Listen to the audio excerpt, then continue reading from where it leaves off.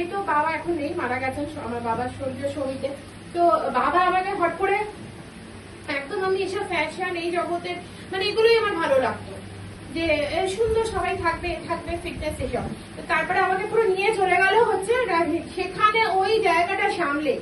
এবং এখন আমি মনে করি যে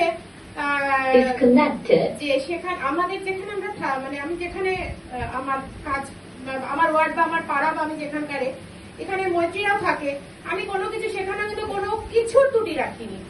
সেদিক থেকে আমি মনে করি যেখানে তুমি ফোকাস করবে, মনে করবে না কাজটা আমি করবো, তো হবেই হবে। আজকে আমি 16 বছর আগে যেটা দীপালি তাকে দাঁড়া না বাবা, আমি আগে একটু যাই, আমার কাজটা আছে, এখানে আছে, ওরা নতুন এসছে। আজকে আমার কোনো রিল্যাক্স, আমার কোনো অসুবিধা নেই, আমার আর অ্যাডও লাগে না।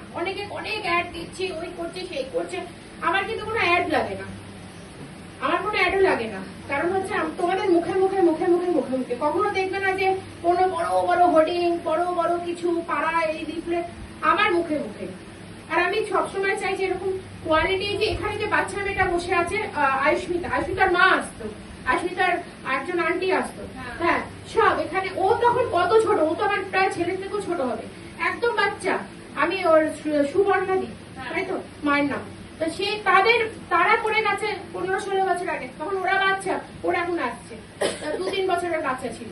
তো এগুলো তো ভালো লাগে, এগুলো সত্যি ভালো লাগে।